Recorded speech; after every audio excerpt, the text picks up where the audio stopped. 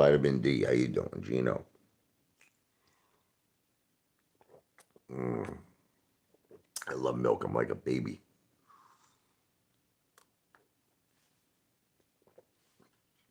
There's very interesting stuff happening with AMC right now. I think this might be the most interesting stuff I've ever seen since being in this play. What's happening right now? Okay. What's up, Christopher? What's up, Laura?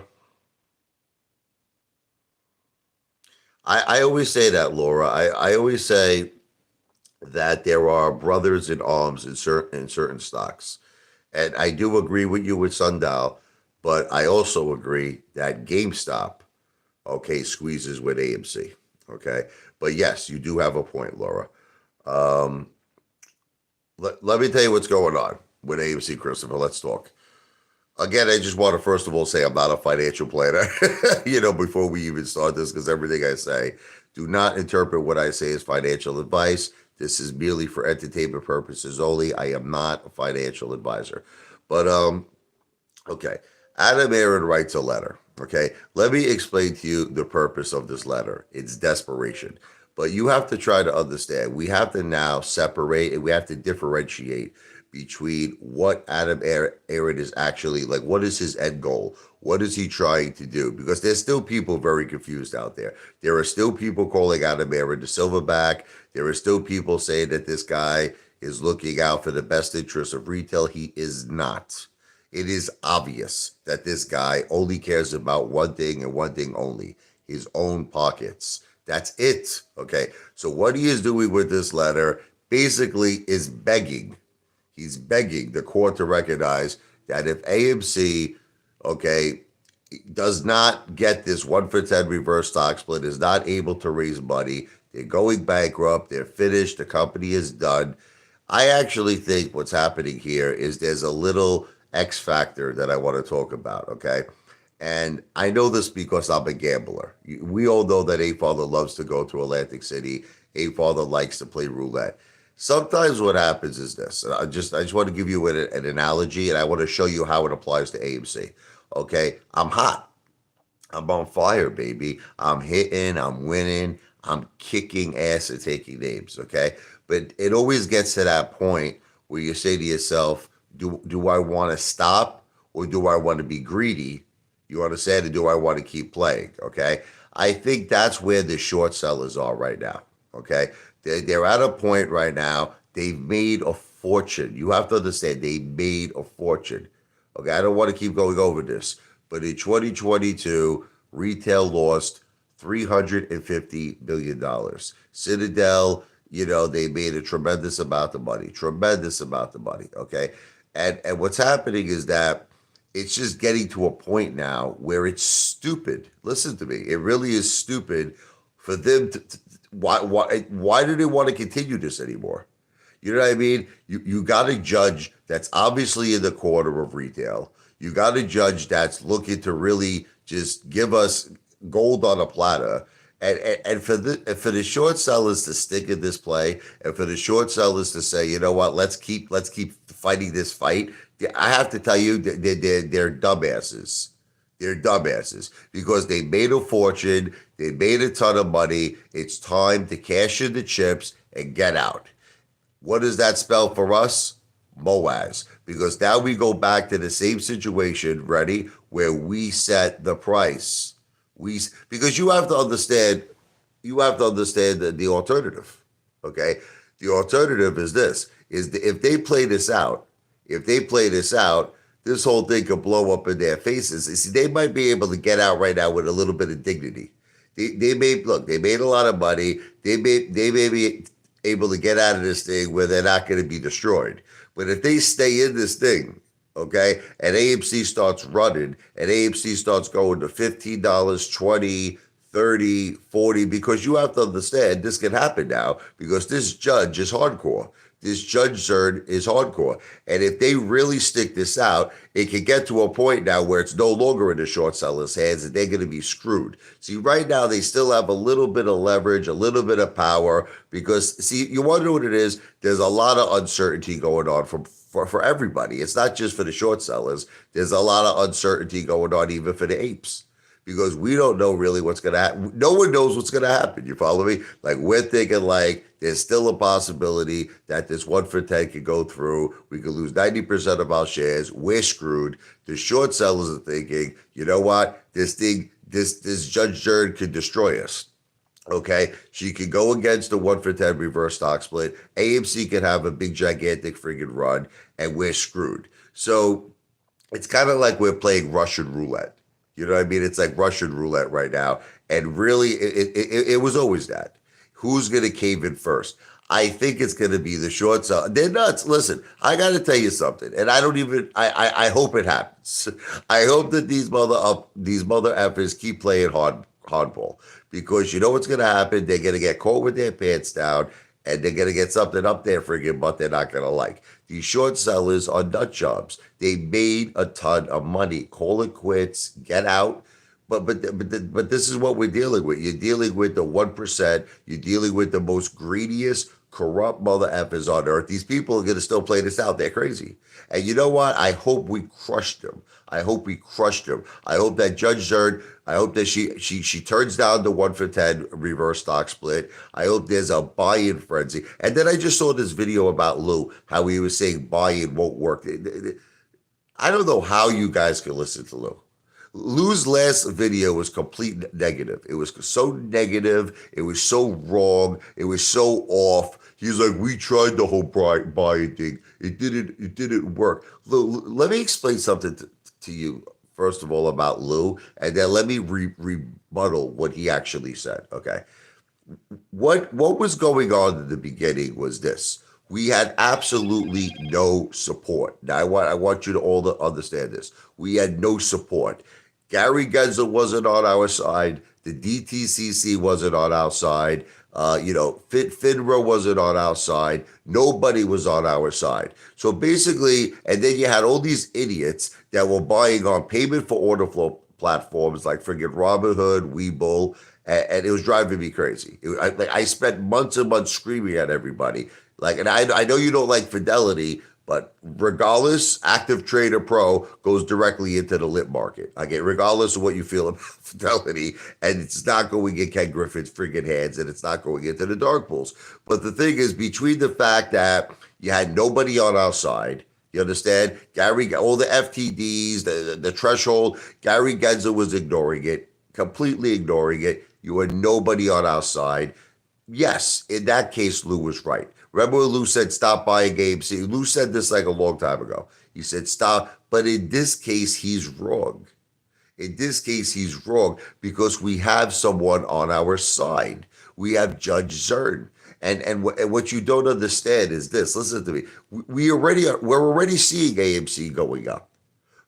And this is a result, yes, of buying. This is a result of people now getting a renewed confidence in AMC because of Judge Zern. And the more and more, and then this whole thing, he was like, well, don't expect an answer so quick. And who cares?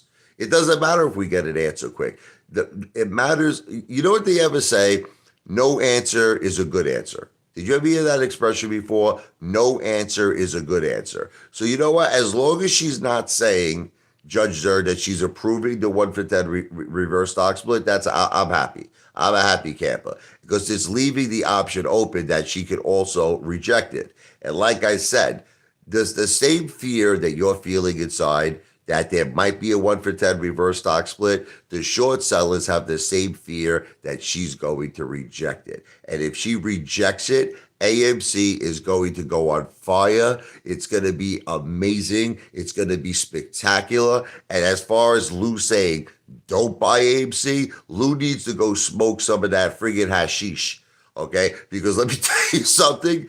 If Judge Zerd, okay, rejects the 1 for 10 reverse stock split, there's going to be a friggin' buying frenzy with AMC of the likes you have never seen before. I'm not even talking about apes. I'm talking about institutional investors. I'm talking about pension funds. Everybody is going to buy this thing. It's going to be absolutely insane. But anyway, let me just take some questions here.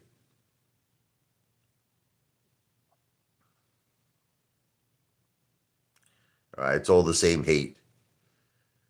It's all the same hate. It's like I'm trying to. What's up, Sancho? Let's see if there's some actually people here with intelligence.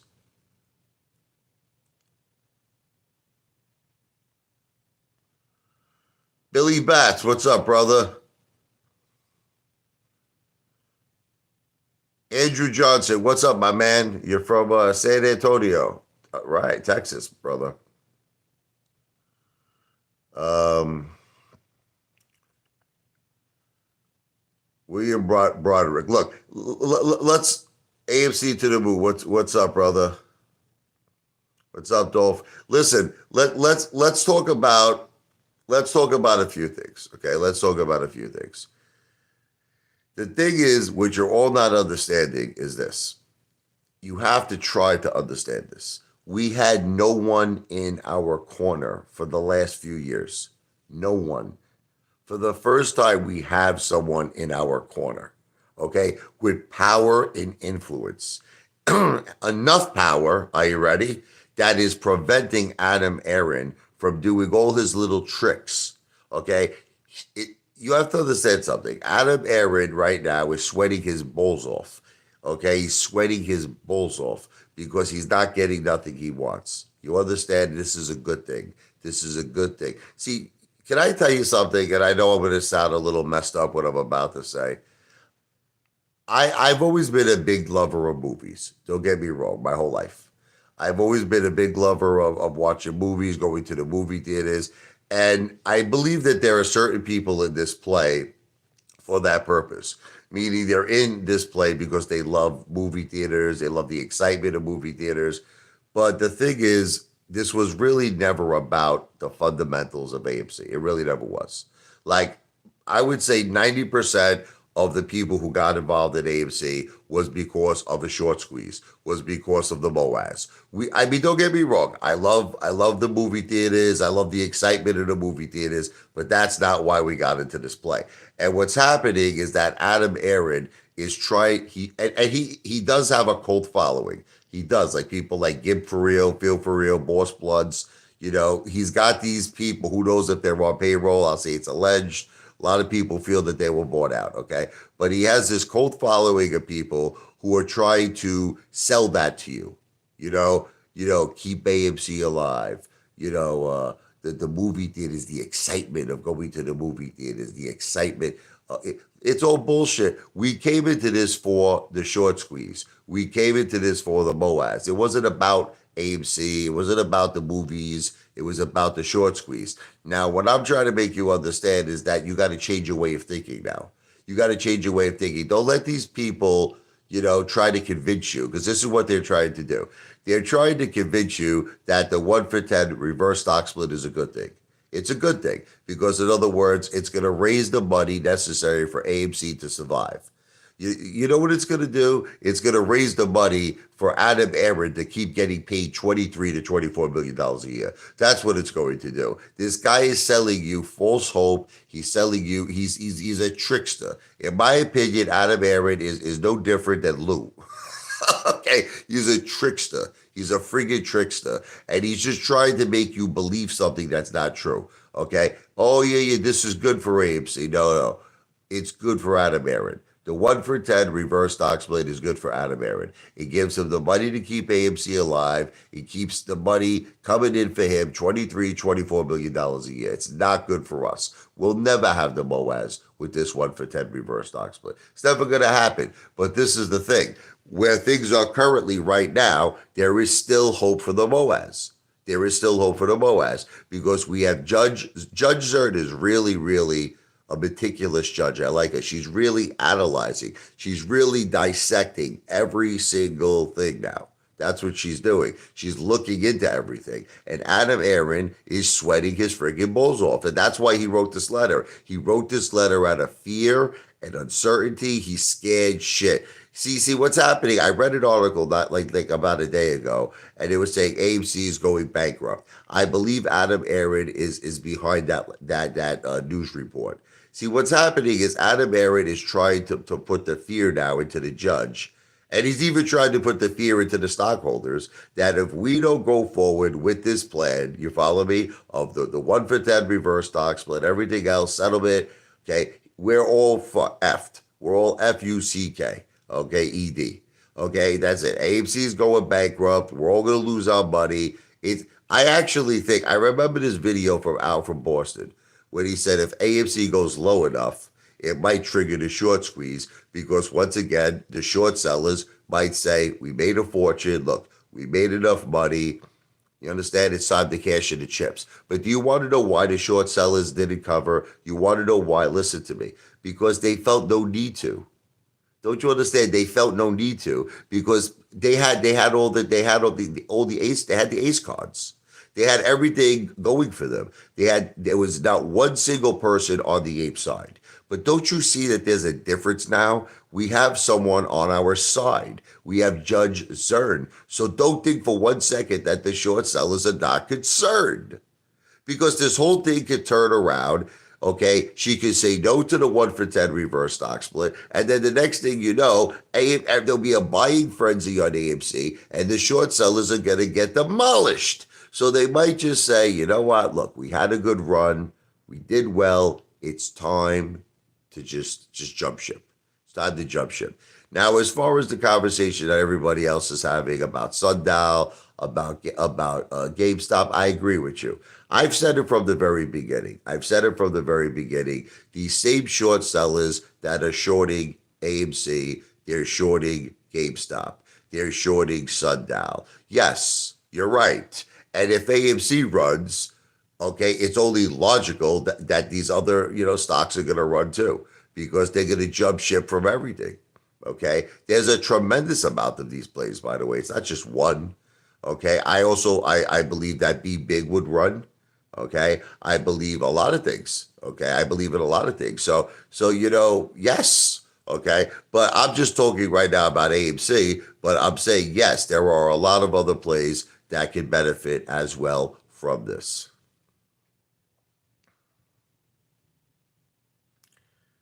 The regulator. Are you coming, the regulator? Are you coming to the meet and greet? You said you were thinking about it. You were considering it. Billy Bats. We're in round 2. We need to be prepared to go the full 12 rounds. Absolutely. I've been saying this from the beginning. Listen to me. One thing about the Apefather is this. Whether you like me, you can hate me. A lot of people hate me. I don't know why they hate me, but okay. I go the full 15 rounds. Listen to me. I'm like Rocky Balboa. It doesn't matter how hard you hit me. You see, I don't get affected. Come on. Even the regulator knows it. Even the regulator knows it. The regulator even says he has never seen so much hate from one individual. They hate me. They hate my family. They hate my innocent children. They even hate my innocent children. Okay. And you want to know what? Nothing stops me. I keep fighting. And if all these people, they're like, oh, I'm afraid. Yeah, I'm afraid. That's why you know my name, you know my address, you know my family's name. Yeah, I'm really afraid. I'm a frightened guy, right? I'm having a meet and greet. I'm going face to face with all of you haters. I'm petrified of all of you. Yeah. I mean, this is what I get all day from all of you people. Listen to me. I am not scared of nothing in this world. I am not scared of the last person I'm scared of is Ken Griffin. I am not scared of short sellers. So it goes back to the same point. I'm in it to win it, baby. Nothing is going to stop me. Nothing. It's like that song. Ain't nothing gonna break my stride. Ain't nothing gonna slow me down. Oh no, I got to keep on moving. So I'm not giving up. And I have a feeling that it's going to be a big surprise. You know what I feel? We're all one day going to just be shocked. Something big is going to happen. And all these people who gave up and all these people who quit, they're all going to be crying their friggin' eyes out. They're going to be crying their eyes out with their tail between their effing legs. And that's just my opinion.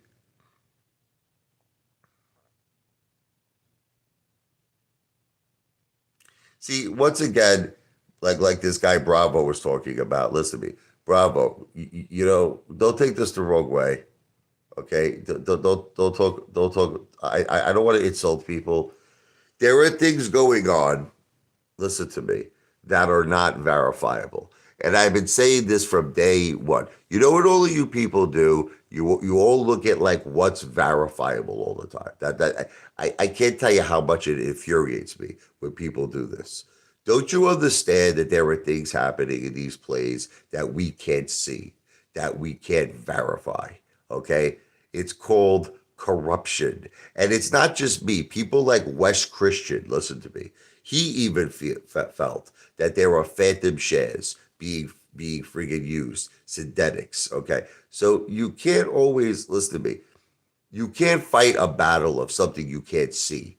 You know what I mean? Like you have to try to understand this. See, there might be right now what's happening is this. There's a song that Bruce Springsteen wrote. It's called "Brilliant Disguise." Okay, and also Billy Joel wrote a great song called "The Stranger." Okay, what's the relevance is that sometimes we can't see what's truly happening. You see what I'm trying to say? We're seeing something, but what we're actually seeing is not what's really happening. And there could be things happening behind closed doors that you have absolutely no idea about. But this is the thing I'm trying to make all of you understand. We had no one in our corner all this time. We had no one in our corner. That's it. It was like we were fighting a fight. We were fighting the impossible fight. You understand? The SEC, who's supposed to be the police department of the friggin' stock market, doesn't give an FUCK about friggin' retail. The DTCC didn't give a shit about us. Look at what happened with MMTLP. I really think that MMTLP was a defining moment when people started giving up hope. Really, they just started giving up hope. They're like, there's no hope here. It's finished, okay? And I have to be honest with you, I was one of them.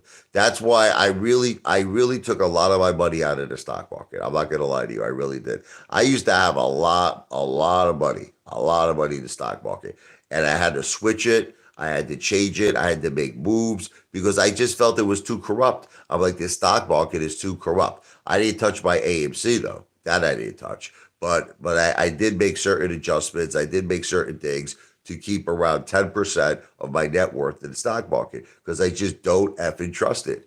But for the first time, I'm starting to see that there is hope. I'm seeing a light.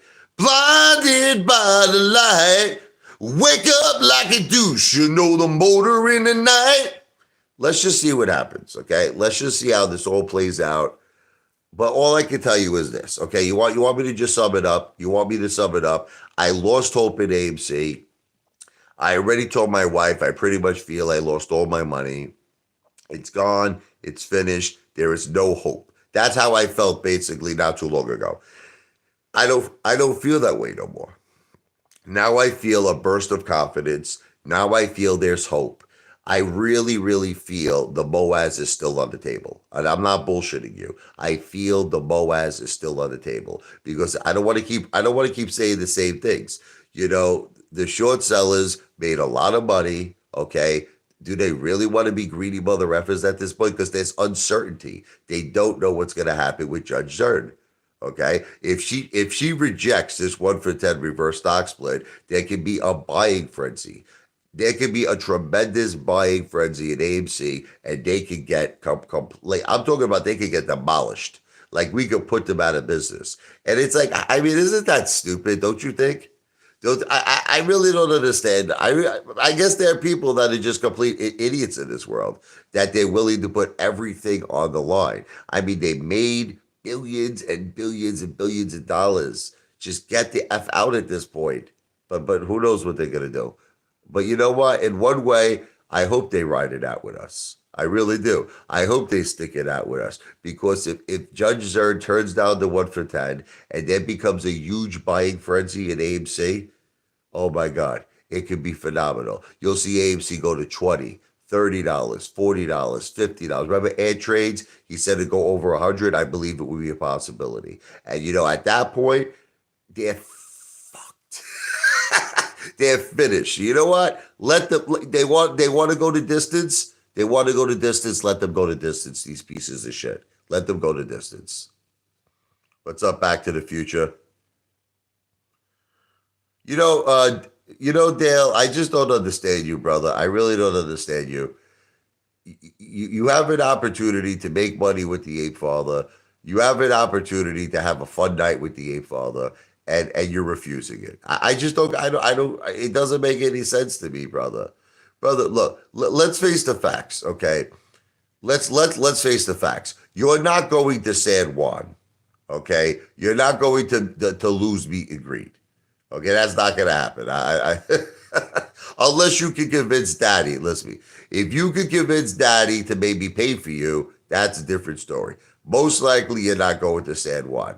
This whole thing with this Maryland get together, the Hate the Ape Father night, it's going to be a bunch of people that have $2 in their pocket. You're probably going to be able to buy, one beer each, and that's going to be the end of the night. That's going to be the end of your Hate Ape Father night. You're gonna go there during happy hour where you can get a friggin' Bud Light for like $3 or $2 because that's all you have to your name. You're gonna drink the Bud Light and then you're gonna go home. It makes more sense to come to the Ape Father meet and greet. We're gonna have a ton of money. We're gonna have a lot of fun. We're gonna have a ton of food. We're gonna have a ton of entertainment. I mean, why do you want to turn this down, Dale? I just don't understand this. Be a friend for once. Stop being such a hater. Okay, be a friend. Okay, you come down there. Listen to me. You and I know that the last time you saw a little friggin' putang was probably back in the 1980s. Dale's like 70 years old. I don't know if you know this. Dale is about 65, 69 years old. Okay, the last time Dale had a 69 was probably back in 1969. Dale, why don't you come out and have a little fun for once in your life? No one is coming. But Dale, let me explain something to you that you just don't understand. Okay, I know for a fact that John Nito is coming. Okay, you want me to tell you what I know? I know there's at least going to be two people there, guaranteed, with me. So that's three people. But what you don't understand, Dale, is this is not a popularity contest. This is it's like Dale is trying to turn this into like the protest. This is not about people coming down in a sense of protesting. This is not about a popularity contest. This is about having a tremendous, like, let me give you an example. Remember I had the $1,000 dinner the other day? Who was there? Dale, who was there? My wife was there. My children were there. That's it. That's it. But Dale, we had the night of our lives. Even the waiters, the manager shook my hand at the restaurant. They've never seen someone order so much food. They've never seen that even the waiters, they were completely blown away. They were like, my friend, I have never seen anyone eat this good before. So that's what this is about. This isn't about, you're trying to turn this into a popularity contest. You're trying to turn the more people you want to know something, Dale, it's actually the opposite. I don't want losers coming. I really don't want, because I know there's going to be people who are going to come to this meet and greet and they're going to try to like sabotage the Ape Father. Meaning like the video that you put out. I saw that video. I saw the video you put out, Dale, on how people, you're right. They're gonna come there with $5 in their pocket and they're gonna try to pull a fast one over me. They're gonna order lobster, they're gonna order porterhouse steaks, they're gonna order Dom Perignon, and then they're gonna try to stick me with the bill. But that's not gonna happen because I'm not stupid, Dale. I'm smart. Before we order anything, I am collecting money up front. I told everybody this. So if we order a bottle, let's just say Dom Perignon. Let's say it's $400 a bottle. Now, I'm just trying to keep the math easy. Let's say there's 10 people there. Each person would immediately have to give me $40 or at least something towards it. Like if they don't have, I'll work out a little, I'll be generous to a certain degree to help people out. I'll be generous to a certain degree. But I'm not going to be generous. A guy puts up $1. No, he can go F himself, okay? So you got to put up something respectable. Now, this is the thing, Dale. Let's say people refuse. They're like, I'm not putting up any money. Dale, they're not going to get the Dom Perignon. That's it. I'm going to tell them to leave.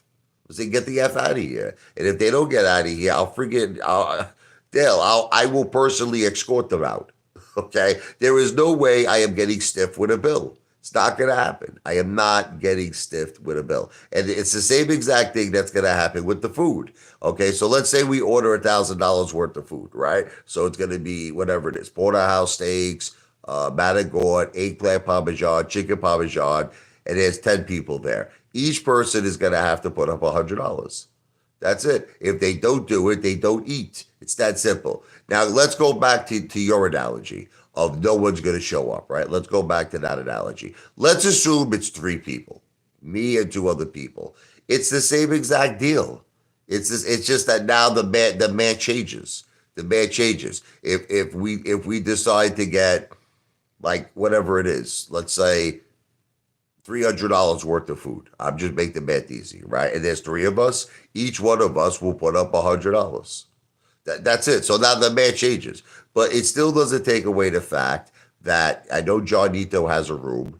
It doesn't take away the fact that there can be entertainment. It doesn't take away the fact there's going to be a lot of alcohol. It doesn't take away the fact there's going to be a lot of food. So the number of people is irrelevant, Dale. The number of people who show up is irrelevant. What's relevant is the fun that we're going to have, the food that we're going to consume, the alcohol that we're going to consume, and the fun that we're going to have. That's what's relevant. Nito doesn't have any money. I saw that dude buy a $200 friggin' what was it?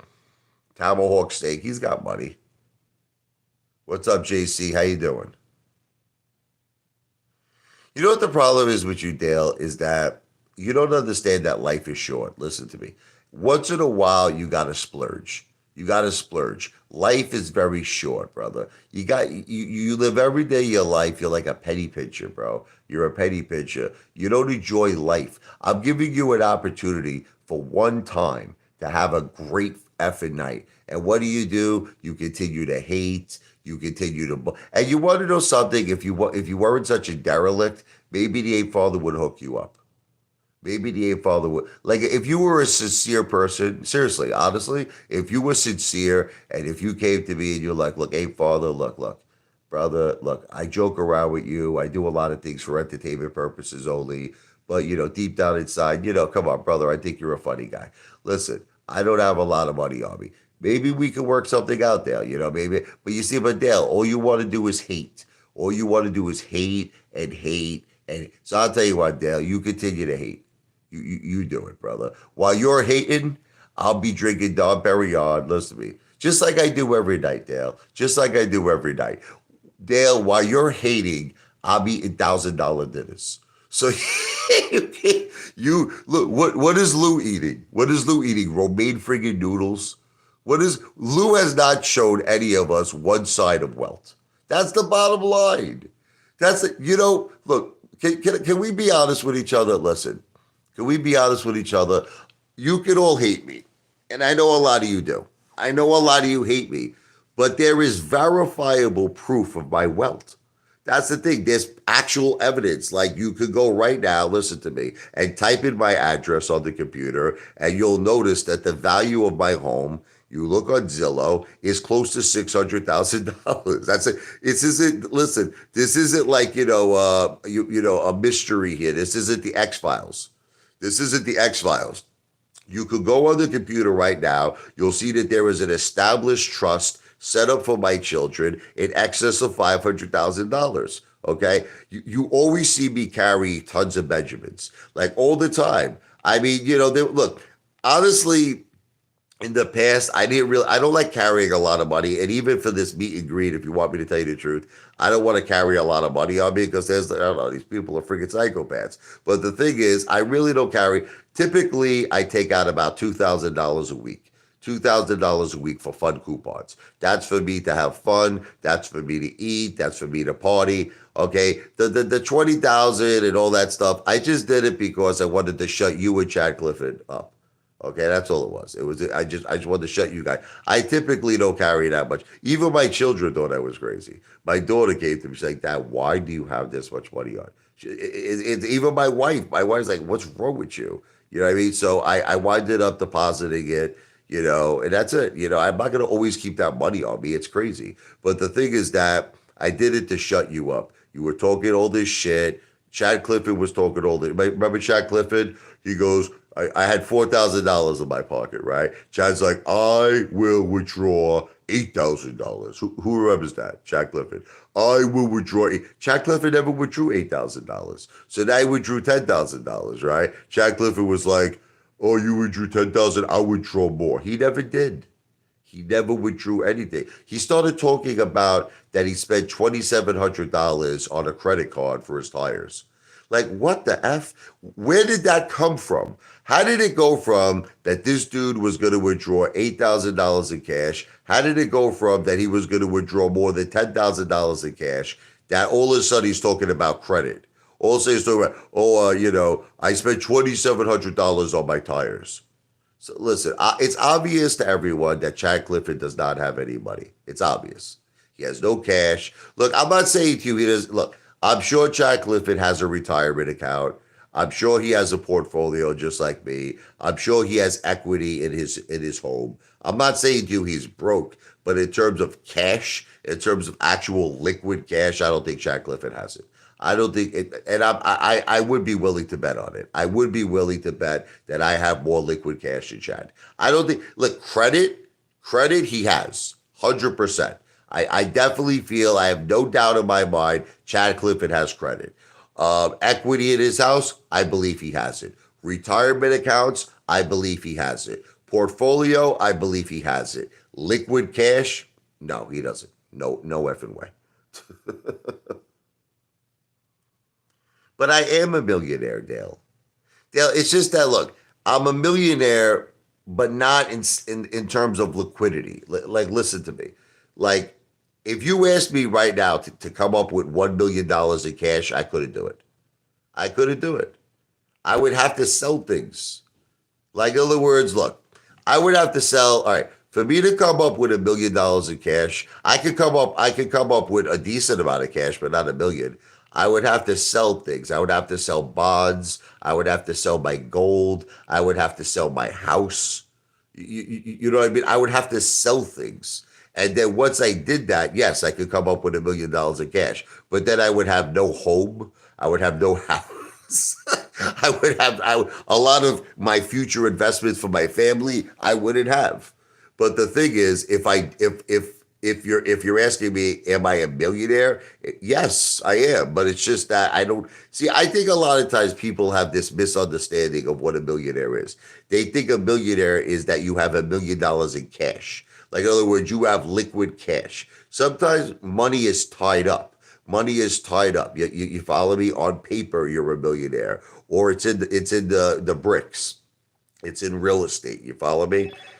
All right, listen to me. You want me to give you just a little piece? All right, this is what I want you to do, Dale. Dale, go to Zillow. This is what I want you to do. Look up my home address, okay? You're going to notice the house is close to 600,000. You're going to notice the equity in the house. Listen to me. The equity in the house is almost $300,000. So right there, listen to me. Right there, before we even go any further in conversation, you know I have at least 30% of $1 million, right? I mean, Dale, you're not an idiot, right? You're not an idiot, right? So if you look on the computer and you look under my address, you will see I have approximately 30%. Okay, so now it comes down to certain other things that I'm not really comfortable. Look, that's public record. That's public record. But there are other things I don't want to show you. Like, for instance, my gold, okay? And things I have in my safe deposit box. And my bonds. Once again, you're going to force me to show this because I know it's just, look, I have money in bonds, okay? So now the thing is, if you add all of that up, you understand, it's over $1 million. So I am a millionaire. And I'm not counting my wife's money. I'm not counting that. Just my money. I'm a friggin' millionaire. Listen to me. I've already spoke to regulator.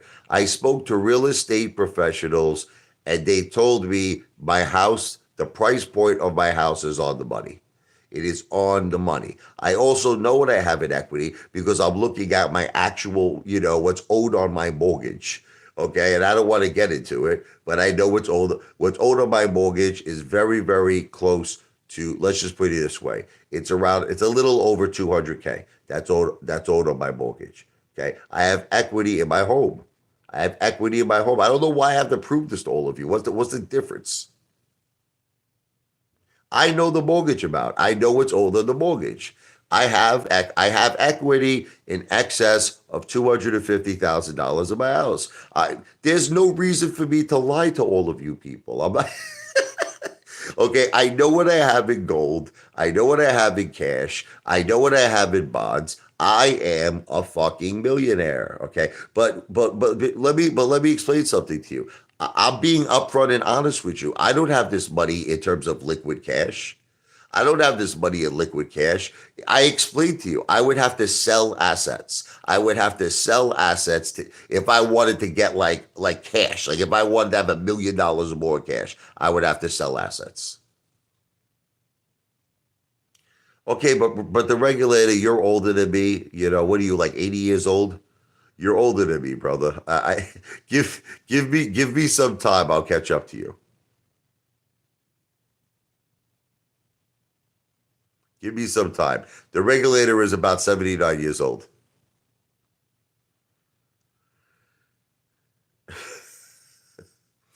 Cigar King, you're yeah, liquid cash millionaire, sure. Listen to me, brother. Uh, Anybody could talk a good game. You know, anybody. See, this is what I'm saying. You know what the problem is with the internet? The problem is with the internet is that anybody could say anything, and for the most part, you have a lot of people who are very naive. You have a lot of people who believe it's like the case of Lou. It's like the case of Lou. Lou says that he's worth millions, but there is no evidence. Where's the evidence? I don't know. I guess I'm just different than all of you people. See, I like to see a little thing called evidence. That's just me. You're different than me. I like to see evidence. Lou says he's a millionaire. Prove it. Where's the money? Like Lou has not shown one single thing that proves he's a millionaire. Nothing. Nothing except that he can't afford Starbucks coffee. That's all I know about Lou is this. He used to drink Starbucks coffee every day. Now he drinks $1 bodega coffees. That's it. I don't know anything else about it. The guy wears Under Armour shirts. That's it. He has no house. He has no car. He has I mean, that's all I know about Lou. I mean, he has not shown anything else to prove otherwise. Now, if he did it, then I would shut up. But he did it. He one time showed a Porsche. Remember that Porsche? And he showed a set of keys. The set of keys were not compatible. The set of keys were not compatible with that car. So he was trying to pull some kind of a scam. He's always when Lou does videos, you notice how he's always there's a stairway. There's like these stair. I think he's in a hotel. I do you notice how Lou doesn't show anything else in the room? He's always sitting next to this stairway, right? It looks like a hotel to me. I used to always say it. Listen, to me. A friend of mine used to do this. Can I tell you a little secret? A friend of mine, it was a little technique he used to pick up girls. Can I tell you what he did? He used to always meet girls in these very, very like beautiful hotels, like five-star hotels. Now, just so that you know, this particular friend of mine had no money. He was a complete, like he was unemployed. But what he would do, he would put on the one suit he had on, right? He would put on a suit. He would sit down at like the Plaza Hotel, whatever, and he would meet the girl for whatever. They have a little cappuccino.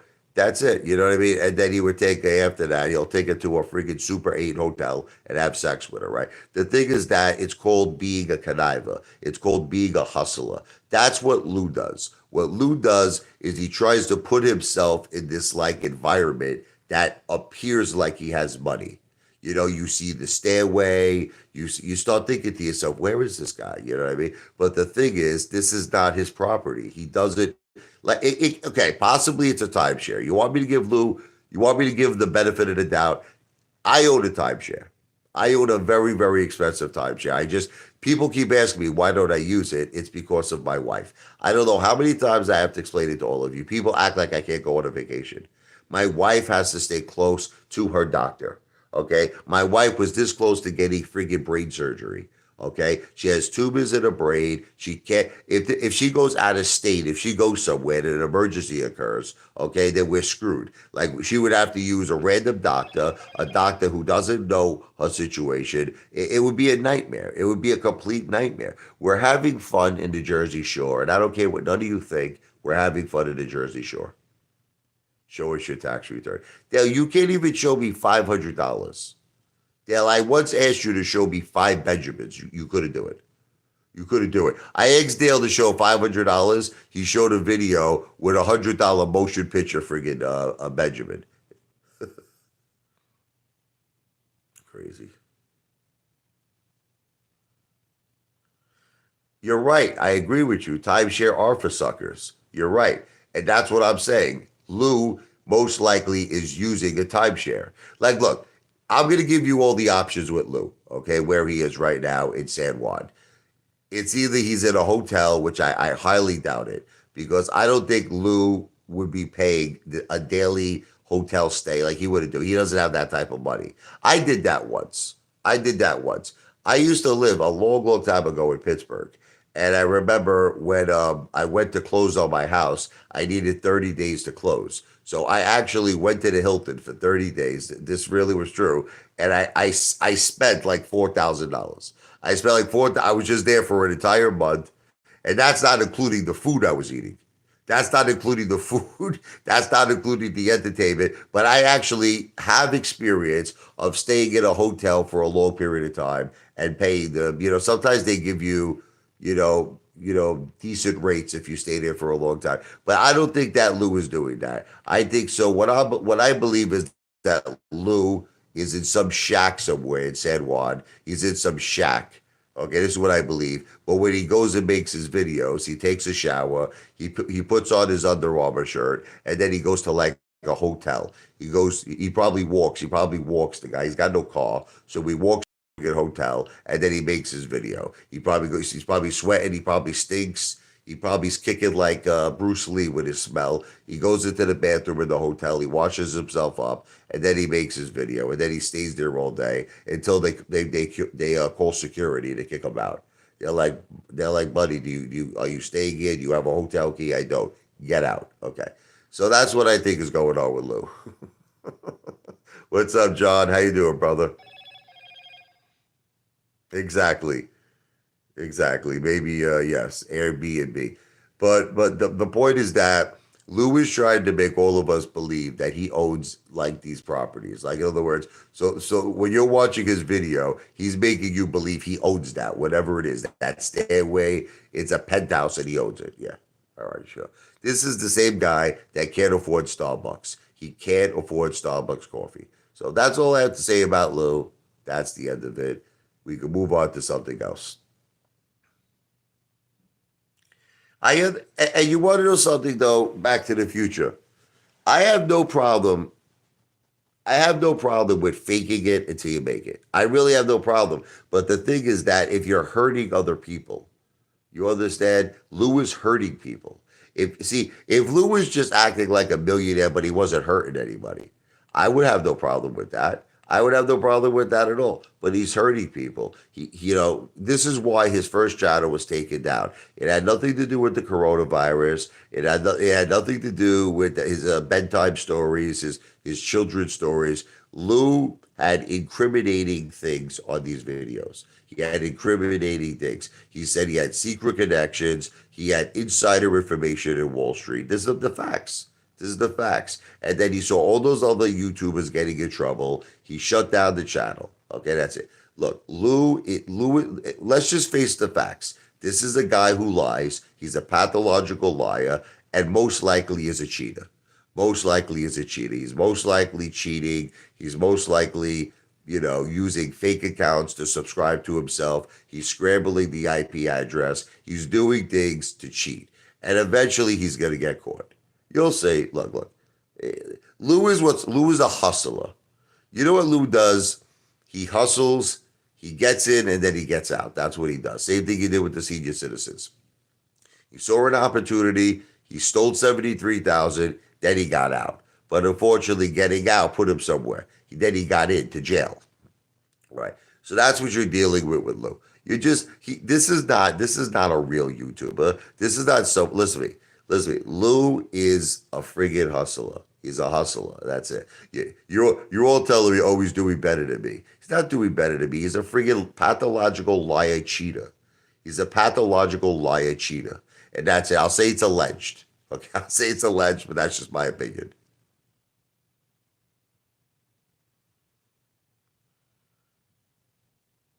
Listen to me, William. I agree with you about Sundial. First of all, I really feel that the cannabis industry is going to be huge. Look, it's already legalized pretty much everywhere. It's legalized here in Jersey.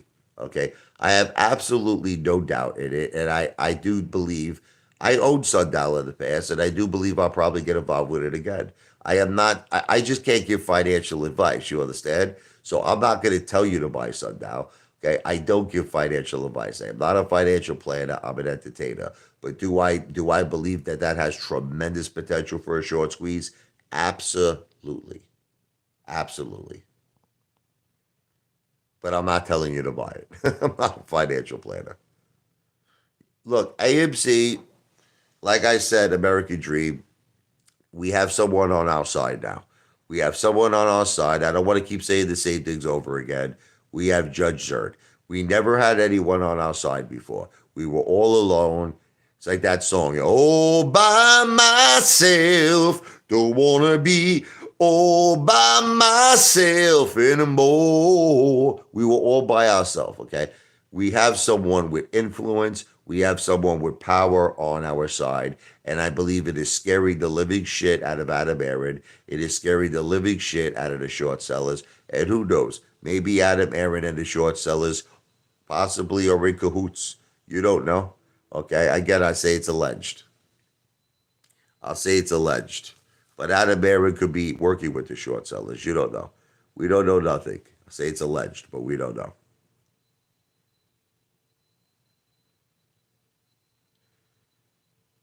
Listen, there's Ron. This is the thing, Ron.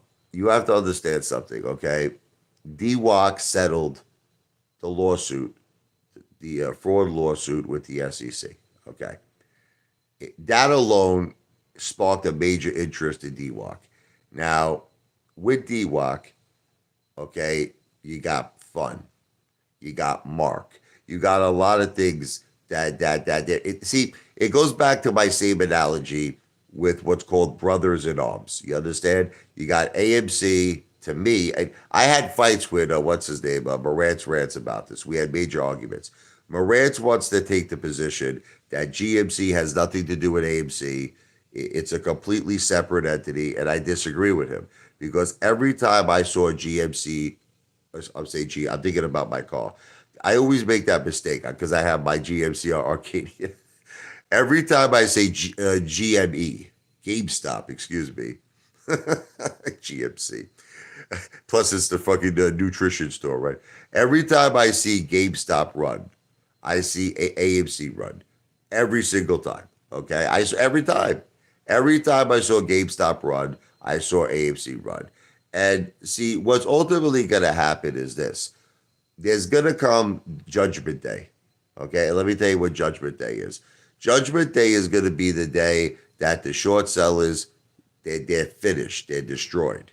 Now, what happens is that these same short sellers that are in AMC, these same short sellers that are in GameStop, they're in Sundial. You understand? They're in Be Big. They're in these other plays. So you're probably going to see several stocks, even possibly more than that, go up at the same time. Like, in other words, it's like once you see one short squeeze, you'll see several short squeezes. So I understand your point. I get it. I'm with you. I get it. Listen, it's not a question if I'm right or wrong. I'm not a financial planner. Listen to me. I'm not a financial planner. I want to make sure I make myself perfectly clear. You know what? Elton John had an album. You know what the album was called? Don't Shoot the Piano Player. Honestly, guys, I'm a piano player. I'm an entertainer. I'm not here to give you financial advice. You understand? You want to know what I consider myself? I'm a cheerleader. I'm a cheerleader. Okay? It's like when I get involved in a play, I'm a cheerleader, and the biggest cheerleader I think I was for AMC. Okay, I'm a cheerleader. So that's all I am. I'm just here to keep your spirits high. I'm here to pump you up. But I am no financial expert. I'm no financial planner. See, but that's the difference between me and Lou. Lou comes across. You want to know who comes across like a financial planner? You want to know who comes across like a financial expert? I'm going to tell you two people who do it, okay? Teddy Zane and Lou. Now, I don't care if Teddy Zane gets mad. I really couldn't give a rat's ass if Teddy Zane gets mad. Teddy Zane has made a tremendous amount of wrong calls. Teddy Zane, he acts like he's got this Discord. He acts like he's got all the answers. Okay, I think it's a very smart decision, and I'll say it right to Teddy Zane's face. I'll say it right to Teddy Zane's face. He's not a financial planner. He's not. Okay, and has he made a few good calls? Yes, he did make a few good calls. Had he made, does he also make a lot of terrible calls? Yes. Okay, he made a lot of terrible calls that cost a lot of people money. And I am not an advocate. I do not support Teddy Zane's Discord for financial advice. I don't.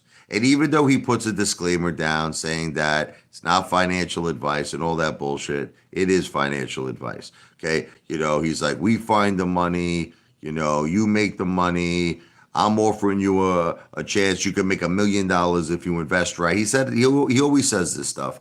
And, I just I think it's terrible what he does. And I've said it from the very beginning. I said it from the very beginning. I have never been a supporter of Teddy Zane's Discord, in regards to, his China, his Hong Kong stock plays. Okay. But as far as fitness advice, I think that it's great. I would join it. I would pay Teddy Zane. I would hire Teddy Zane for fitness advice. He is obviously a professional. He is obviously an expert, and he should just stick to that. He should stick to making concrete friggin' videos, okay, and fitness videos. That's it. That's what Teddy Zane should do. Hey, what's up, Tommy's Touch? I love you, brother. Bro, Tommy, I already told Dale. I told all the haters. I said, come to Atlantic City. Tommy, are you coming? You should come, Tommy. Are you coming to the meet and greet?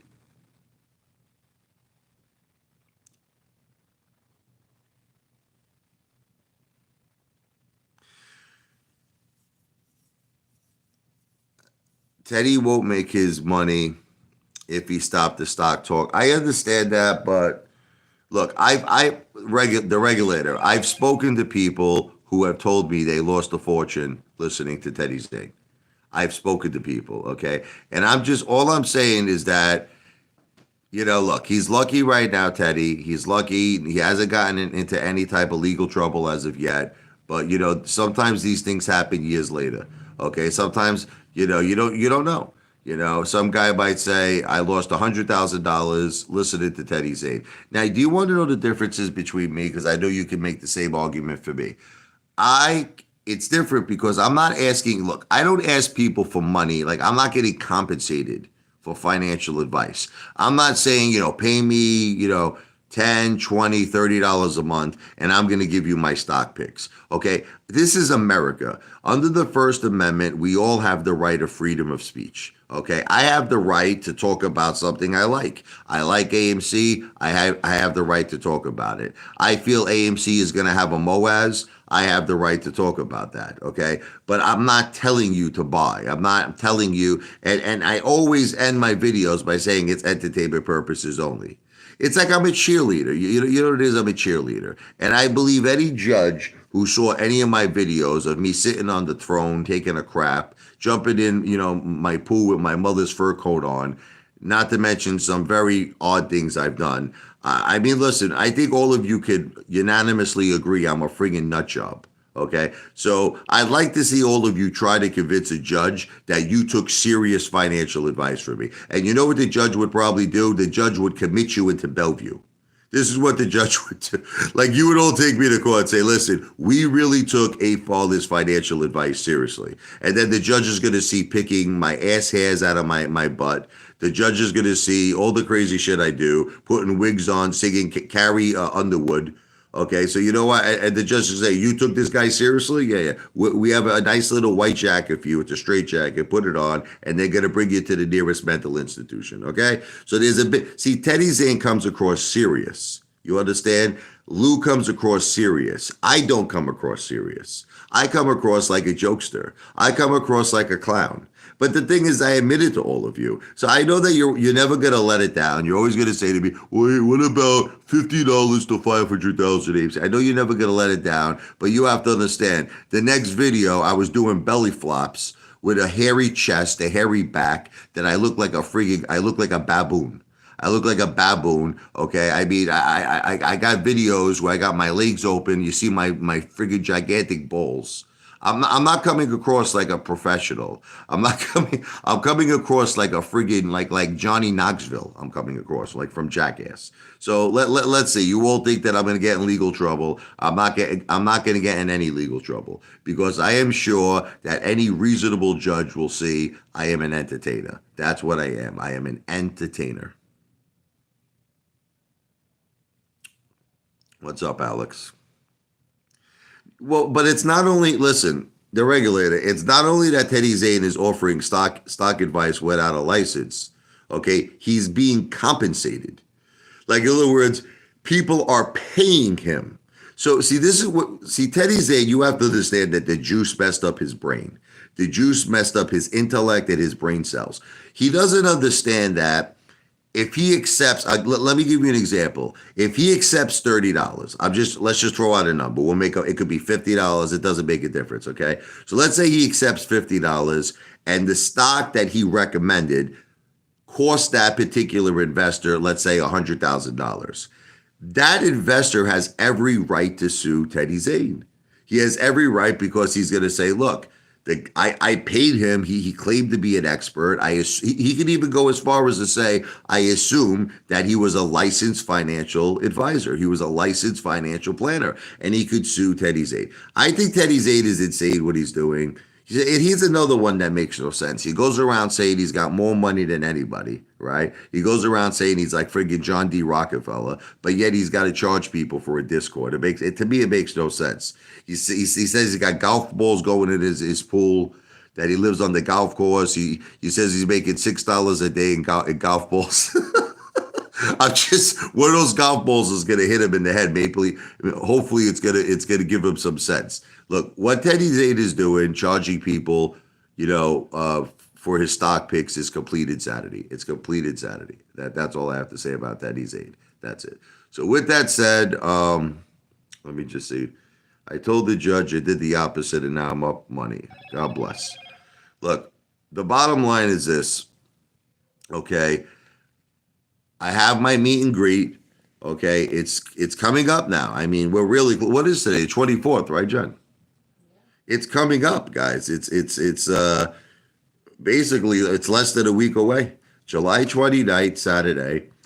It's going to be Atlantic City. It's going to be at the Tropicana Hotel Casino. We're meeting inside 8 p.m. Eastern Time. 8 p.m. Eastern Time. Once again, in Atlantic City, Tropicana Hotel Casino. 8 p.m. Eastern Time. We're meeting inside the Tropicana. We're meeting in front of Carmine's Italian Restaurant. Guys, I'm not waiting there a long time. I'm just giving all of you like a heads up. I'm gonna get there on time. I know you will break my balls. Like, are you gonna get? Yes, I will be there on time. I am not waiting a long time. Maybe 15 minutes. I'm not waiting a long time. I'm really, really not. So if you guys show up there like 9 o'clock, 8:45, I'm gone. That's it. Hasta la vista, baby. Okay. So get there, 8 p.m. sharp. I mean, of course, if you get there 5 minutes, 10 minutes, okay, that's fine. But don't get there at 8:30. Don't get there at 8:45. We're not waiting. And like I said, bring whatever money you have that you could afford to spend. This is not a scam. We're going to buy food. We're going to buy drinks. We're going to have fun. That's it. Okay. But it has to be a fair thing. It has to be fair. I mean, look, I'm a nice guy, but I'm not that nice. You understand? I'm a nice guy. What do I mean by that? I have a good heart. I've helped a lot of people in my life. I helped a lot of my ape brothers and my ape sisters, indeed. I've helped a lot of people. Okay, I'm a good person. But the thing is, my kindness only goes to a certain level. I can't if a guy comes with $5 in his pocket and he's gonna think he's drinking Dom Perignon, he's gonna eat porterhouse steaks, it's not gonna happen. Is it? We'll work something out for you, but it's not gonna happen. You're not. It's just not gonna. I just want to prepare you. Okay, it's not gonna happen. But if you come with a reasonable amount of money, okay. If you come with a reasonable amount of money, then we're gonna have a good night. Like I said, my suggestion: everyone should have at least $200 on them. That listen, I'm a very very experienced eater. I know how much things cost. Okay, and even if you want to laugh, even if you have three people there, just me, John Nito, and say another guy, and each person has $200, that's $600. Listen, $600, you could have you have a respectable dinner. You can have a very, very nice dinner for $600 with alcohol. Okay. So that's what I'm saying. I don't care how many people come. It doesn't make a difference to me if it's just three people. It's fine. $600, we're going to have a very, very nice meal. And that's it.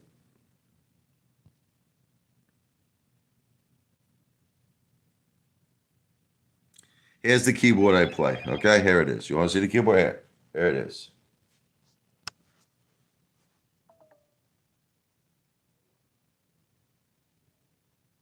Okay. Got it. I've also played. I've also played the Korg. I had my Korg keyboard. I have Yamahas in my life. I've had them all. I've had them all. Okay. The only time I had a Casio was when I was a young kid. I was 10 years old. My first keyboard was, in fact, a Casio.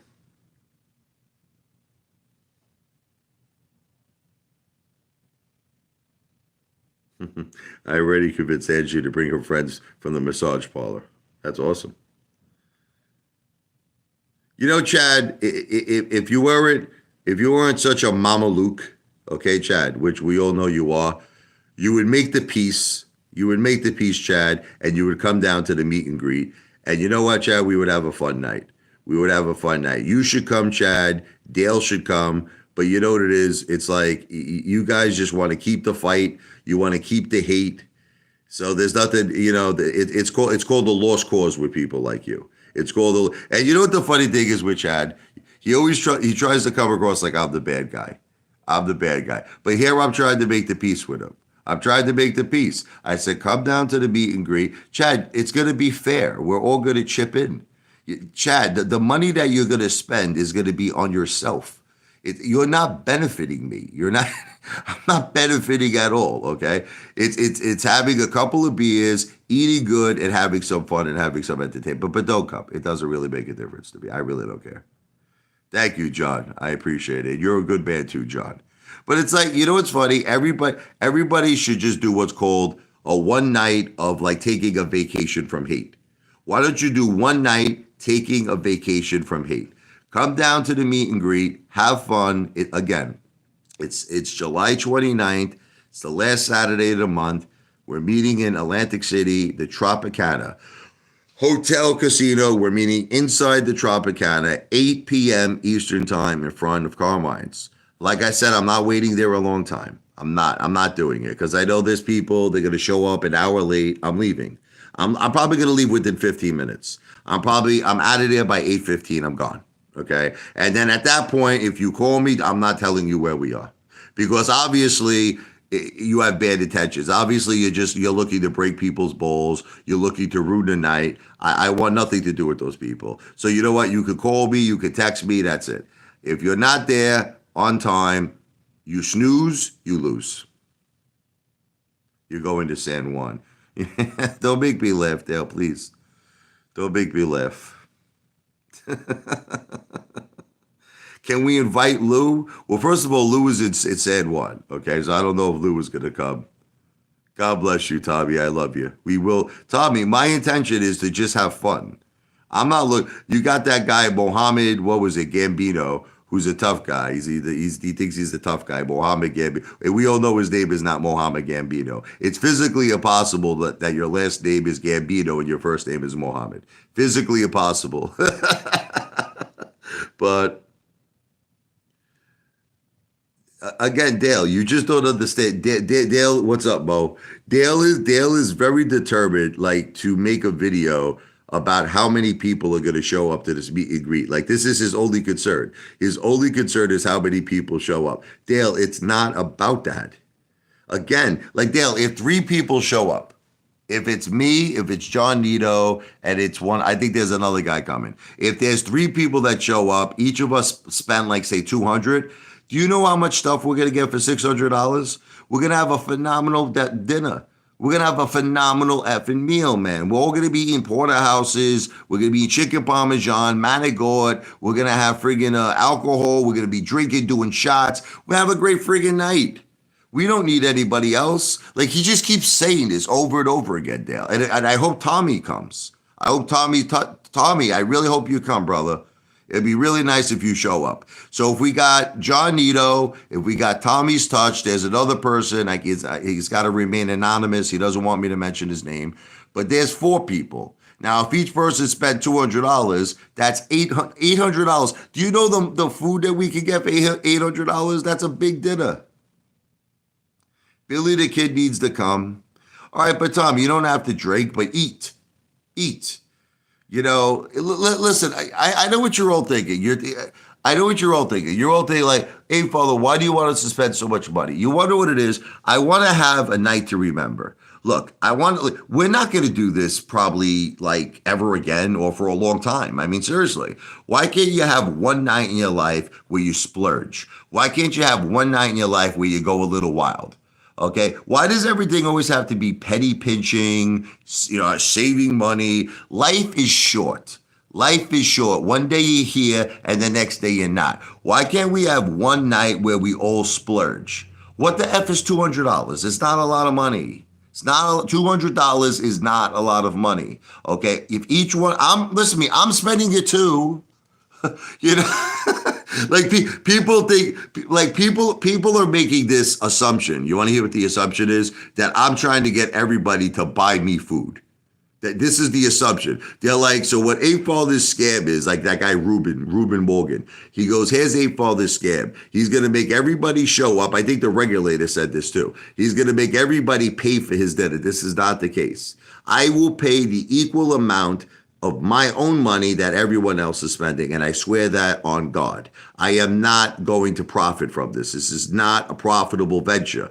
We will all spend the same amount of money.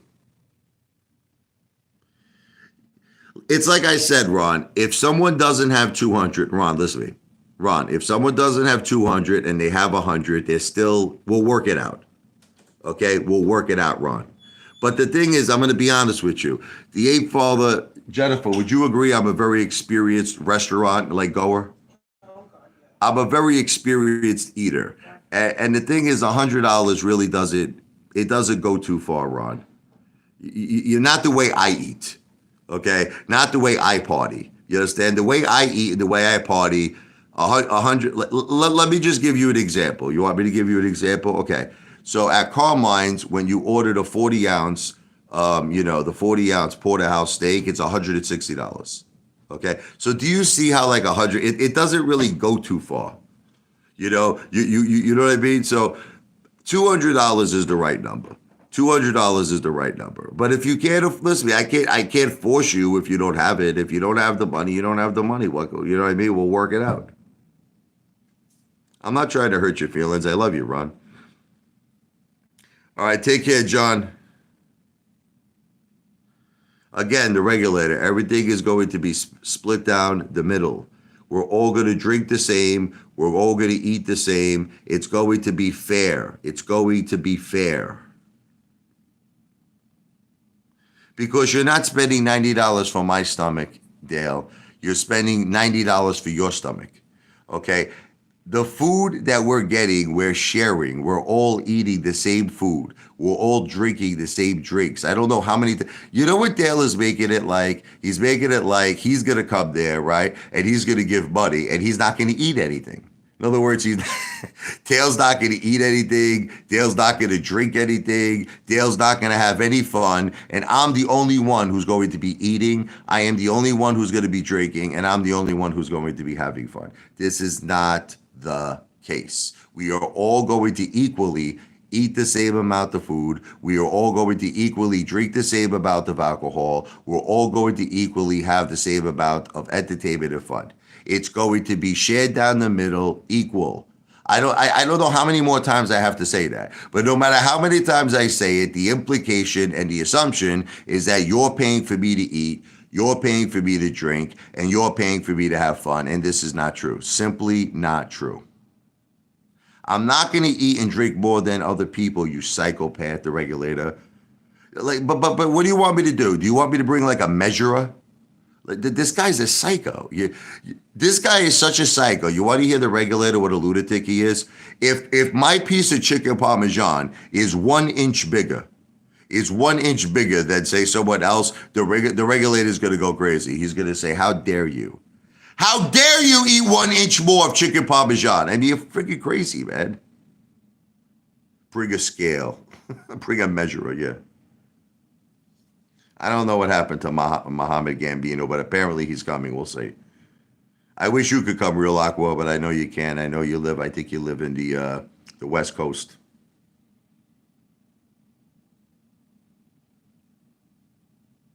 Dynamic synergistics, listen to me. You're missing the point of what this is. You're missing the point.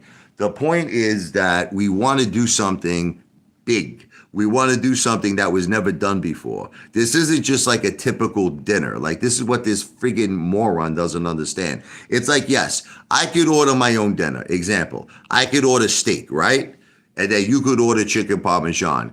But the thing is, I want us all to have like a buffet style. I want it to be something we all share. Don't you understand that? Like, in other words, why should I only eat steak, right? When I could have steak. I could have eggplant parmesan. I could have manigot. I could have ragu pasta with meatballs, with sausage, with brajol. I could have everything. I could have, the desserts there are phenomenal. I could have the bread, the chocolate cake, the bread pudding, cannolis.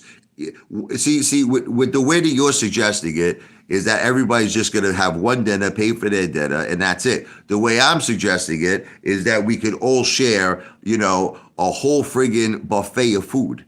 You understand? We could have everything. We could have, this way, you could taste the porterhouse. You could taste the chicken parm. You could taste the meatballs. You could taste the brajol. And again, I'm a germphobe, just so that you know there's no double dipping. Just so that you understand, there's serving forks and serving spoons, and everybody's gonna, no one's sticking there. Anyone does that, I'll flip out. I'll throw a meatball at your head. Listen to me. We have serving forks and serving spoons. Everyone will serve themselves their food. Okay, there's no double dipping. This has never been done before. Not on the level that I'm going to do it, Tendy. Tendy, come on. Can we face the fact, Tendy, you know you don't eat like me. Tendy, I'll tell you what. All right. Go make a video, Tendy, tonight where you spend $1,000 on dinner. Can you do that, Tendy? Mr. Big Shot, Mr. Country, I love the dirt on my sandwiches. Listen to me. Go make a video tonight. Spend it. Go take your family out. Spend $1,000 on dinner. Tendy, you do not eat as good as me. I believe in be big.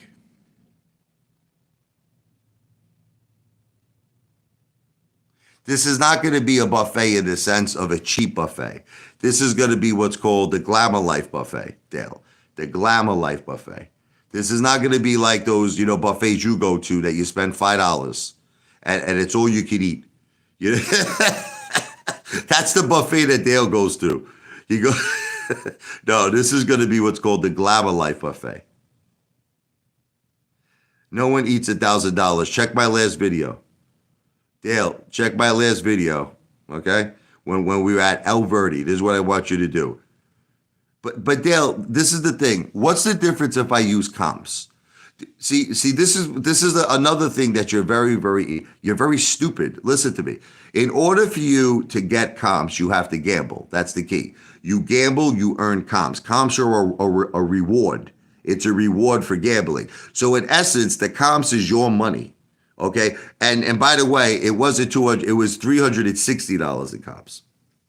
Okay, check the video again. It was $360 in comps. Now, I also include the tip I include the tip as part of the whole experience. That's just me. Now, maybe you don't. I do. I gave the waiter a $300 tip. So if you include $360 for the cops, I also gave $300 of my own money. That right there is 660, and then I gave another $300. That's 960, $1,000 dinner. Okay, I'm sure $40. But to you, the tip doesn't count. To me, the tip counts. You want to have an argument on this dynamic synergistics? Do you want to have an argument? Okay.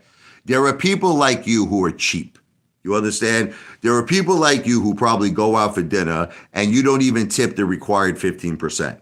You understand? Like dynamic synergistics is the type of a person who goes out for a dinner, has $100 dinner, he'll give the guy $1.